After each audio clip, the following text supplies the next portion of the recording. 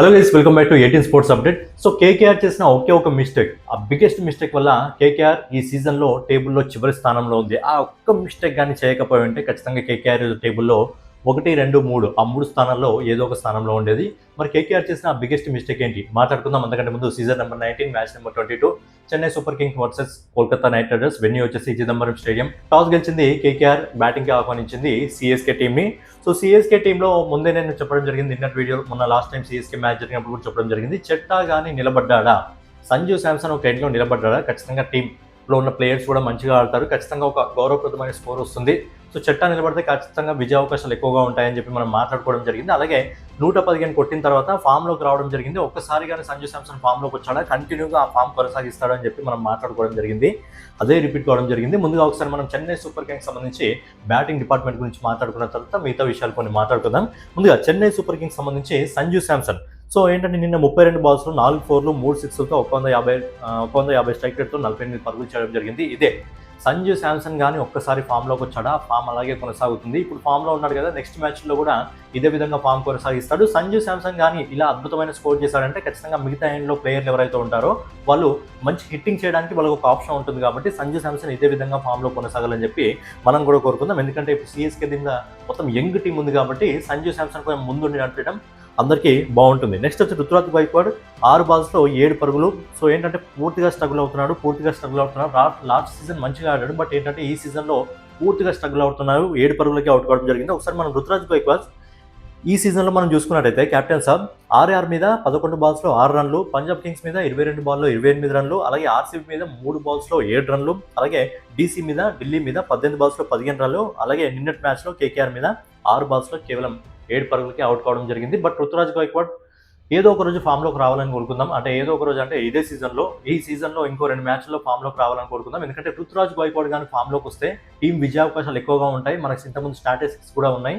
రుతురాజ్ గైక్వాడ్ ప్రతి మ్యాచ్లో 50 అందుకున్నాడా ఖచ్చితంగా టీం విజయ అవకాశాలు ఎక్కువగా ఉన్నాయి. సో ఏంటంటే సంజు శాంసన్ ఫామ్లోకి రావడం జరిగింది. అదేవిధంగా రుతురాజ్ గైక్వాడ్ కూడా ఫామ్లోకి వచ్చాడా, టీం మంచి టీం అవబోతుంది. ఖచ్చితంగా టాప్ 4 వరకు ఈ టీం వచ్చే అవకాశాలు ఉన్నాయి. ఎందుకనేది కూడా మాట్లాడుకుందాం. నెక్స్ట్ వచ్చేసి మన యంగ్ ప్లేయర్ ఆయుష్ మాత్రే 17 బాల్స్లో 6 4లు 2 6లతో 223 స్ట్రైక్ రేట్తో 38 పరుగులు చేయడం జరిగింది. లాస్ట్ మ్యాచ్లో కూడా 50 పైన పరుగులు చేయడం జరిగింది, హాఫ్ సెంచరీ పైన పరుగులు చేయడం జరిగింది. ఎందుకంటే ఒక ఎండ్లో సంజు శాంసన్ నిలబడి అద్భుతమైన హిట్టింగ్ చేస్తున్నాడు కాబట్టి ఆయుష్ మాత్రే కూడా తనదైన శైలి ఏదైతే ఉందో ఆ పవర్ ప్లేలో ఎలాంటి స్కోర్ కావాలో అలాంటి స్కోర్ కోసమే సెల్ఫ్లెస్ బ్యాటింగ్ అయితే ఆడడం జరుగుతుంది. అందుకే నిన్న కూడా 38 పరుగులు చేయడం జరిగింది. అండ్ బ్రేవిస్ వచ్చేసి 29 బాల్స్లో 4 4లు 2 6లతో 141 స్ట్రైక్ రేట్తో 41 పరుగులు చేయడం జరిగింది. మొదటి మ్యాచ్ ఇంజరీ ఉండే, సో ఇంజరీ నుంచి వచ్చి మొదటి మ్యాచ్లోనే అద్భుతమైన స్కోర్ చేయడం జరిగింది, 41 పరుగులు చేయడం జరిగింది. సో ఇంకా అవకాశాలు వస్తే ఖచ్చితంగా ఇంకా మంచి బ్యాటింగ్ చేయడం జరుగుతుంది. అలాగే సర్ఫరాజ్ ఖాన్ మెచ్చుకోవాలి ఈ సీజన్లో. ఎందుకంటే చెన్నై సూపర్ కింగ్స్లో ఎవరైనా గ్యారంటీ బ్యాట్స్మెన్ ఉన్నారంటే ఖచ్చితంగా సర్ఫరాజ్ ఖాన్. 18 బాల్స్లో 1 4 2 6లతో 128 స్ట్రైక్ రేట్తో 23 పరుగులు చేయడం జరిగింది. అండ్ మీరు చూసుకున్నట్టయితే ప్రతి మ్యాచ్లో కూడా సర్ఫరాజ్ ఖాన్ ఎంతో కొంత చేస్తున్నాడు. ఆయన ఆర్సీబీ మీద హాఫ్ సెంచరీ కూడా కంప్లీట్ చేయడం జరిగింది. సో సర్ఫరాజ్ ఖాన్ మంచి గ్యారంటీ బ్యాట్స్మెన్ చెప్పొచ్చు. నెక్స్ట్ వచ్చి శివం దూబే 13 పరుగులు చేయడం జరిగింది. జిమ్మీ ఓవర్టర్ మంచి ఆల్రౌండర్, అటు బౌలింగ్లో ఇటు బ్యాటింగ్లో అన్నింటిలో ఆల్రౌండర్ పర్ఫార్మెన్స్ ఇవ్వడం జరుగుతుంది. 7 పరుగులు చేయడం జరిగింది. ఓవరాల్గా 20 ఓవర్లలో చెన్నై సూపర్ కింగ్స్ 5 వికెట్లు నష్టపోయి 192 పరుగులు చేయడం జరిగింది. సో మంచి స్కోర్ని అయితే పుటప్ చేయడం జరిగింది. అంటే ఒక పోరాడే స్కోర్ని పుటప్ చేయడం జరిగింది. ఎందుకంటే చెన్నై సూపర్ కింగ్స్ దగ్గర బౌలింగ్ డిపార్ట్మెంట్ చాలా బాగుంది కాబట్టి. ఇక మనం కేకేఆర్ డిపార్ట్మెంట్ బౌలింగ్ డిపార్ట్మెంట్ గురించి మాట్లాడుకున్నట్టయితే నిన్న వరుణ్ చక్రవర్తి కొద్దిగా ఇంపాక్ట్ చూపించాలని చెప్పొచ్చు. ఎందుకంటే రీసెంట్గా ఫామ్ కోల్పోవడం జరిగింది మనకి T20 వరల్డ్ కప్ నుంచి. సో మళ్ళీ కొద్దిగా ఫామ్లోకి రావడం జరిగింది. వరుణ్ చక్రవర్తి ఒక మ్యాచ్ బ్రేక్ తీసుకోవడం జరిగింది. సో బ్రేక్ తర్వాత రావడం జరిగింది. 3 ఓవర్లో కేవలం 26 పరుగులు మాత్రమే ఇవ్వడం జరిగింది. అండ్ కార్తిక్ త్యాగి వచ్చేసి 4 ఓవర్లో 35 పరుగులు ఇచ్చి 2 వికెట్లు తీసుకోవడం జరిగింది. అలాగే నెక్స్ట్ వచ్చేసి సునీల్ నారాయణ్ 4 ఓవర్లు వేసి 21 పరుగులు ఇవ్వడం జరిగింది, 1 వికెట్ తీసుకోవడం జరిగింది. అలాగే అనుకుల్ రాయ్ 3 ఓవర్లు వేసి 21 పరుగులు ఇచ్చి 1 వికెట్ తీసుకోవడం జరిగింది. సో ఏంటంటే ఇంప్రెస్ చేసింది అని చెప్పొచ్చు. కేకేఆర్ బౌలింగ్ డిపార్ట్మెంట్ కొద్దిగా ఇంప్రెస్ చేసింది అని చెప్పొచ్చు. బట్ ఏంటంటే ఇట్స్ టూ లేట్ అని చెప్పుకోవచ్చు.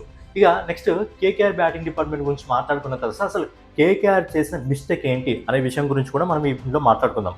ఇక కేకేఆర్ బ్యాటింగ్ డిపార్ట్మెంట్ గురించి మాట్లాడుకున్నట్టయితే కేకేఆర్ బ్యాటింగ్ డిపార్ట్మెంట్ అయితే కొద్దిగా మార్చింది. ఏంటంటే ఫిన్ అలెన్ ఇంకా సునీల్ నారాయణ రావడం జరిగింది. సునీల్ నారాయణ కేకేఆర్కి ఓపెనింగ్ ఇచ్చి అప్పట్లో ఎంత విధ్వంసకరమైన బ్యాటింగ్ చేస్తున్నాడో అందరికీ తెలుసు. బట్ ఇట్స్ టూ లేట్ అని చెప్పొచ్చు. ఎందుకంటే ఫిన్ అలెన్ 1 పరుగుకే వెనుదిరగడం జరిగింది అన్షుల్ కంబోజ్ బౌలింగ్లో. అండ్ సునీల్ నారాయణ కూడా ఖలీల్ అహ్మద్ బౌలర్లో 24 పరుగులు మాత్రమే చేయడం జరిగింది. అలాగే కెప్టెన్ అజింక్య రహానే 28 పరుగులు చేయడం జరిగింది.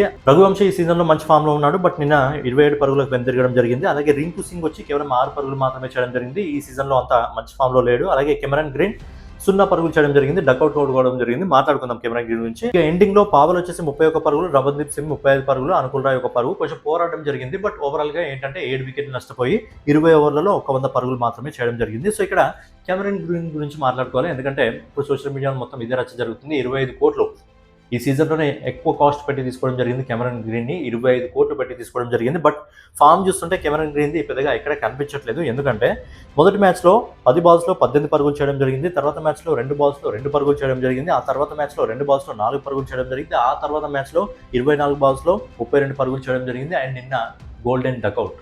అండ్ 25 కోట్లు ఇచ్చిన ఈ ప్లేయర్కి పెద్దగా బౌలింగ్ ఆప్షన్ కూడా పెద్దగా ఇవ్వట్లేదు, చాలా తక్కువ మ్యాచ్లో బౌలింగ్ ఆప్షన్ ఇవ్వడం జరుగుతుంది. అండ్ బ్యాటింగ్ డిపార్ట్మెంట్ కూడా అంత సరిగ్గా పనిచేయట్లేదు. బట్ 25 కోట్లు పెట్టి కెమెరాన్ గ్రీన్ని తీసుకునే బదులు కొంతమంది ఇండియన్ యంగ్ ప్లేయర్లను తీసుకుంటే బాగుండేది కదా అని చెప్పి చాలామంది సోషల్ మీడియాలో మెసేజ్ అయితే చేయడం జరుగుతుంది. అండ్ సోషల్ మీడియాలో ఏంటంటే ఫ్రాడ్ అనే ఒక ట్యాగ్ లైన్ కూడా బాగా దాన్ని ఏం చేస్తారు, వైరల్ చేస్తున్నారని చెప్పొచ్చు. సరే, ఎందుకంటే ఆయుష్ మాత్రం బేస్ ప్రైస్ 30 లక్షల రూపాయలు. ఆయుష్ మాత్రం అద్భుతమైన బ్యాటింగ్ చేస్తున్నాడు. ఆయన హైదరాబాద్ నుంచి నేను కొత్త కుర్రాలు ప్రఫుల్ ఇంకా షకీబ్ హుసేన్ వీళ్ళిద్దరు 30 లక్షల రూపాయలు, అలాగే వైభవ్ సూర్యవంశీ 1 కోటి రూపాయలు అద్భుతమైన బ్యాటింగ్ చేయడం జరుగుతుంది. అలాగే సర్ఫరాజ్ ఖాన్ బేస్ ప్రైస్కి ఇలాంటి ప్లేయర్లందరినీ కొత్త ప్లేయర్లని చిన్న ప్లేయర్లను బేస్ ప్రైస్కి తీసుకోవడం జరిగింది. అండ్ 25 కోట్ల రూపాయలకి ఇక్కడ కెమెరాన్ గ్రీన్ని తీసుకోవడం జరిగింది.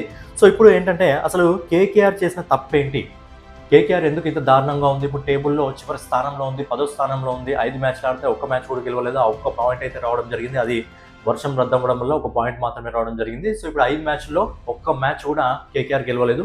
మరి కేకేఆర్ ఇంత దారుణ పరిస్థితి ఉండడానికి కారణం ఏంటి? కేకేఆర్ దగ్గర batting department, bowling department okay అని చెప్పుకోవచ్చు. బట్ ఏంటంటే వాళ్ళని ఎవరిని ఏ సిచ్యువేషన్లో పంపాలి, ఎలాంటి వాళ్ళని కూర్చోబెట్టాలి, ఎలాంటి వాళ్ళను ఆడించాలి అనేది కేకేఆర్కి మెయిన్గా తెలియట్లేదు. దాంతోపాటు కేకేఆర్ చేసిన బిగ్గెస్ట్ మిస్టేక్ ఏంటి అంటే సర్పంచ్ సాబ్ని 2024లో కప్ అందించిన సర్పంచ్ సాబ్ని వదులుకోవడం అనేది వాళ్ళు చేసిన బిగ్గెస్ట్ మిస్టేక్. అది రిజల్ట్ మనకు 2025లోనే తెలిసింది. 2025లో ఓవరాల్గా 12 మ్యాచ్లు ఆడితే 12 మ్యాచ్ల్లో 7 మ్యాచ్లు ఓడిపోయింది, 5 మ్యాచ్లు మాత్రమే కేకేఆర్ గెలవడం జరిగింది. మరి ఈ సీజన్ అయితే ఇంకా దారుణంగా ఉంది.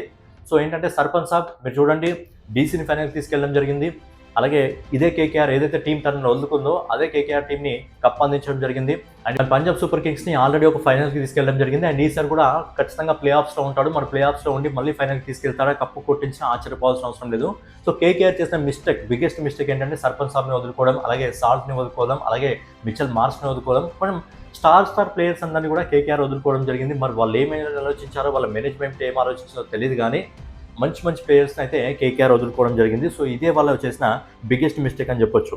సో ఇప్పుడు పాయింట్స్ టేబుల్ మనం చూసుకున్నట్లయితే పాయింట్స్ టేబుల్లో చెన్నై సూపర్ కింగ్స్ వచ్చి 5 మ్యాచ్ల్లో 2 మ్యాచ్లు గెలిచింది. ఇప్పుడు 4 పాయింట్లతో 8వ స్థానంలో ఉంది. అలాగే కేకేఆర్ ఓవరాల్గా 1 మ్యాచ్ కూడా గెలవకుండా చివరి స్థానంలో 10వ స్థానంలో ఉంది. సో ఏంటంటే మహేంద్ర సింగ్ ధోని లేకుండానే టీం మంచి యంగ్ టీం, ఇది యంగ్ టీం. మర్చిపోయినా ఒకసారి బౌలింగ్ డిపార్ట్మెంట్ గురించి మాట్లాడుకుందాం. బౌలింగ్ డిపార్ట్మెంట్ నిజంగా అద్భుతమైన బౌలింగ్ అయితే వేయడం జరిగింది. నిన్న ఖలీల్ అహ్మద్ 3.5 ఓవర్లలో 24 పరుగులు ఇచ్చి 1 వికెట్ తీసుకోవడం జరిగింది. కొంచెం ఇంజరీ కావడం జరిగింది. నెక్స్ట్ మ్యాచ్ కల్లా అది మళ్ళీ క్యూర్ కావాలని కోరుకుందాం. అన్షుల్ కంబోజ్ 4 ఓవర్లు వేసి 32 పరుగులు ఇచ్చి 2 వికెట్లు తీసుకోవడం జరిగింది. అండ్ ఇప్పుడు పర్పుల్ కప్కి ప్రసిద్ధ్ కృష్ణతో పాటు సమానంగా ఉన్నాడు. నెక్స్ట్ వచ్చేసి అఖిల్ హుసేన్ 4 ఓవర్లు వేసి 1 వికెట్ తీసుకోవడం జరిగింది, 26 పరుగులు మాత్రమే ఇవ్వడం జరిగింది. అండ్ నూర్ అహ్మద్ వచ్చేసి 4 ఓవర్లు వేసి 3 వికెట్లు తీసుకోవడం జరిగింది, 21 పరుగులు ఇవ్వడం జరిగింది. సో ఏంటంటే జిమ్మీ ఓవర్టన్ మిగతా వాళ్ళందరూ కూడా తక్కువ స్కోర్ ఇవ్వడం జరిగింది. బౌలింగ్ డిపార్ట్మెంట్ చాలా బాగా పనిచేసింది. బట్ ఏంటంటే ఫీల్డింగ్లో చాలా మిస్టేక్ చేయడం జరిగింది. అఖిల్ హుసేన్ బౌలింగ్లో 2 క్యాచ్లు వస్తే 2 క్యాచ్లు కూడా వదిలేయడం జరిగింది. అండ్ రుతురాజ్ గోయక్వాడ్ కెప్టెన్ అంత సింపుల్ క్యాచ్ను వదిలేయడం జరిగింది.